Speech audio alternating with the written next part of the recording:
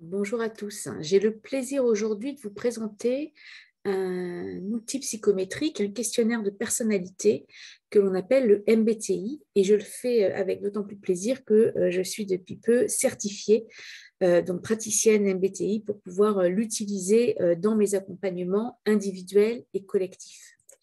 Alors, qu'est-ce qu'on entend par MBTI? Que signifie ce sigle? En fait, il signifie Myers-Briggs Type Indicator. Pourquoi? Parce que le MBTI est un outil psychométrique qui s'inspire de la théorie des types psychologiques, théorie qui a été développée par Carl Jung dans les années 20. Par la suite, Catherine Briggs et sa fille Isabelle Myers, qui sont deux Américaines, en fait, avaient ce souci de comprendre un peu les différents types de tempéraments et ont eu envie de rendre en fait la théorie de Jung opérationnelle et accessible au plus grand nombre de personnes. Et c'est la raison pour laquelle elles ont mis en point en fait un questionnaire. Par ailleurs, leurs études et leurs travaux se sont déroulés au moment de la Deuxième Guerre mondiale et pour le coup, elles se disaient également que si on se comprend mieux, probablement on travaillerait mieux ensemble et il y aurait moins de conflits.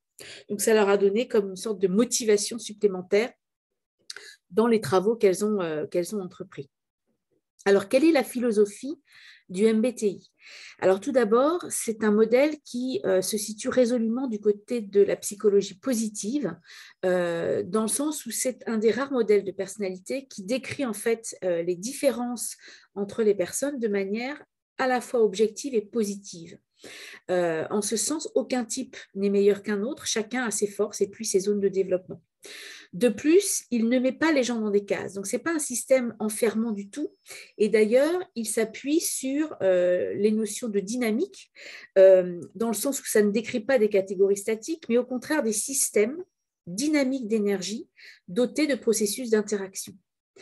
Par ailleurs, il s'appuie également sur la notion de potentialité, avec cette idée, ce postulat quelque part que nous sommes tous en fait dotés à la naissance de potentialité, un peu comme un capital en fait, dont l'objectif serait de le faire fructifier.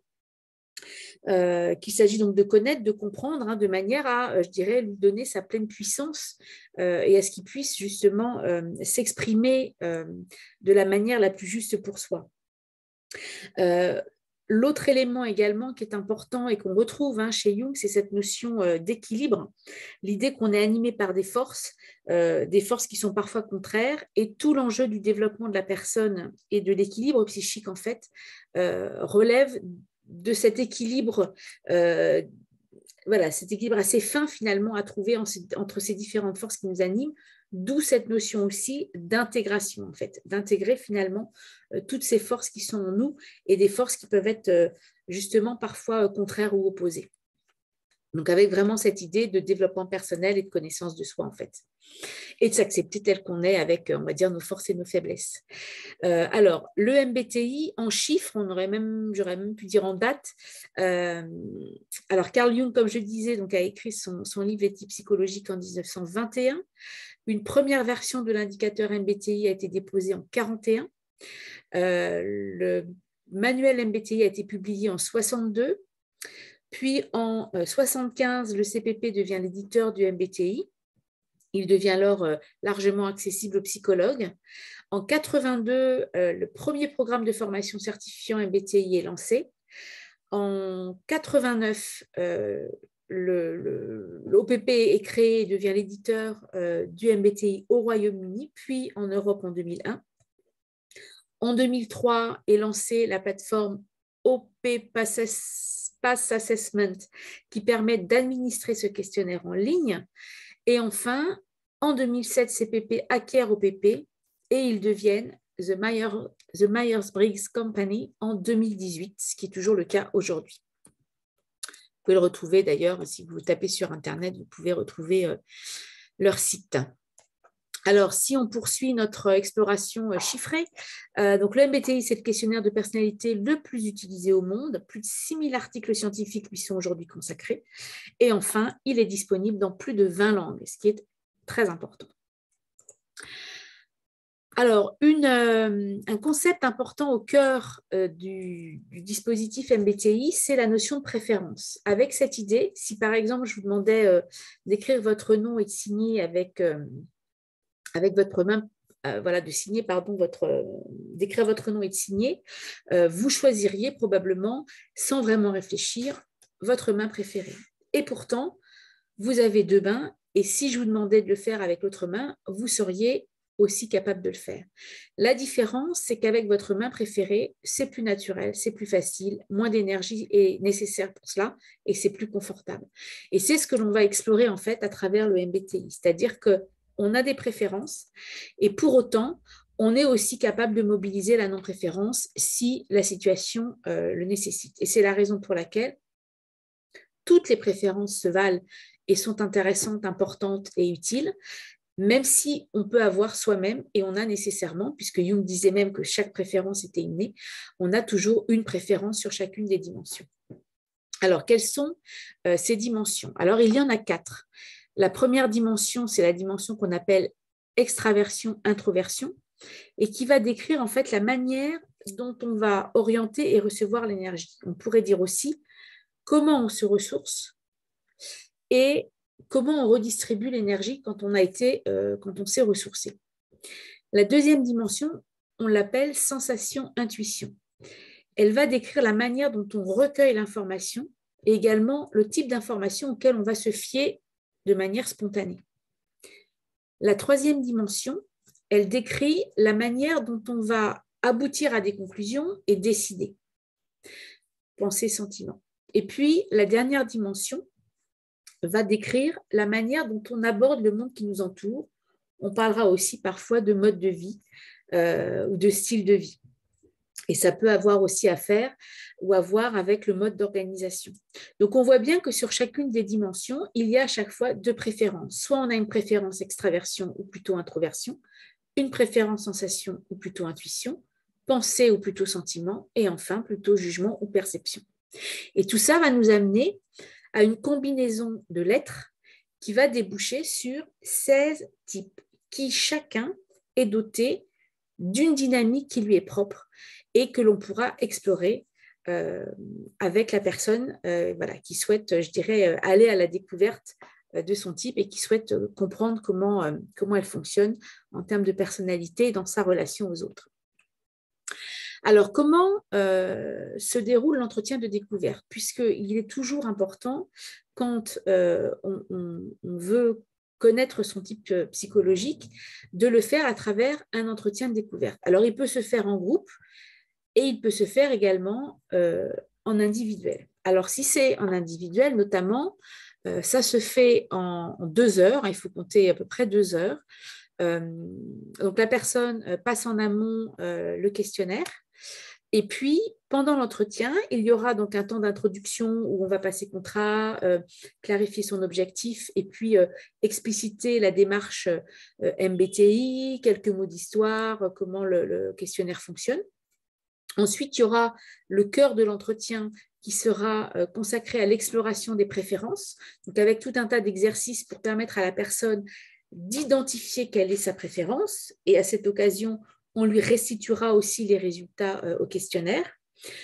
Une fois que la personne aura validé son type, on va explorer justement le type de la personne dans son ensemble et voir quelles sont les interactions des 4 lettres ensemble et qu'est-ce que ça dit de la personne sur différents axes comme la gestion du temps, la gestion des conflits, la gestion du stress, le leadership, etc.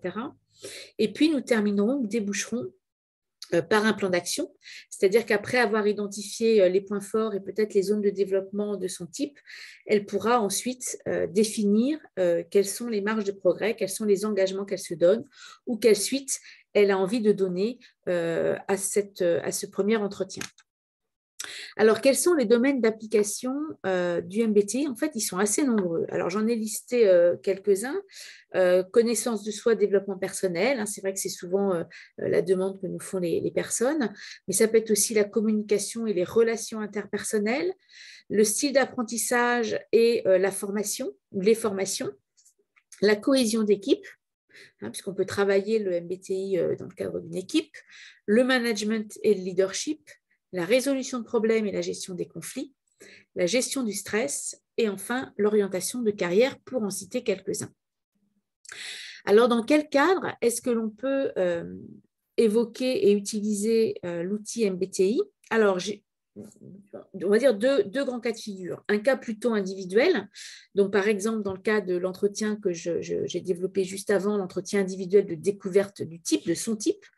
Ça peut être aussi la première étape d'un engagement dans un coaching individuel, ou ça peut être également un point ponctuel de carrière, voilà, où on se pose des questions, où on cherche éventuellement quel type d'orientation on pourrait avoir, où on veut valider que le poste et l'entreprise dans laquelle on est en phase avec notre type.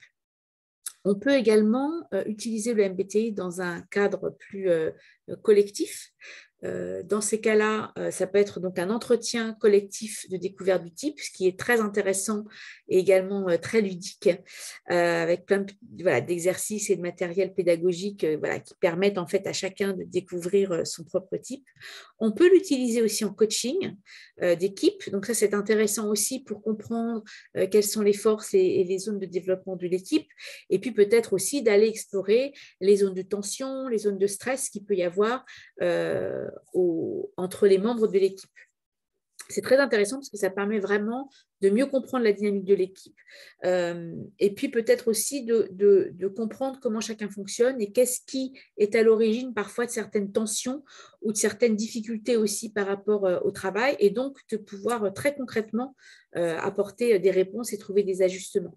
Et puis on peut utiliser le MBTI en formation, et si on reprend les thèmes précédents, ça peut être formation à la gestion de conflits, à la gestion du stress, communication, management, leadership, etc. Et puis, on peut l'utiliser pour le coup, alors soit en individuel, soit en collectif, dans le cadre d'un bilan de compétences, puisque je propose également des bilans de compétences, que ce soit en individuel ou également en collectif. Alors, je vous ai mis ici un joli nuage de mots qui reprend ce que je trouve être des mots-clés dans le MBTI. Voilà ce que je souhaitais vous dire. J'espère que ça vous aura donné envie d'aller plus loin. En tout cas, si vous le souhaitez, vous pouvez me contacter. Je vous ai mis ici en bas à gauche mon mail. Vous avez en bas à droite mon site internet. Donc, en tapant mon nom, vous allez me trouver. Vous avez également mon numéro de téléphone. Vous êtes sur ma chaîne YouTube, donc vous pouvez aussi aller voir. J'ai plein d'autres vidéos qui peuvent vous intéresser, qui seront complémentaires. Et puis, vous avez également quelques livres que j'ai écrits et qui peuvent venir, je dirais, compléter votre quête de connaissance et de compréhension de qui vous êtes. Voilà, je vous remercie beaucoup de ces quelques minutes que vous avez prises pour aller à la découverte de vous-même et de mieux comprendre ce qu'est le MBTI. Je vous souhaite une excellente journée et je vous dis à très, très bientôt. Au revoir.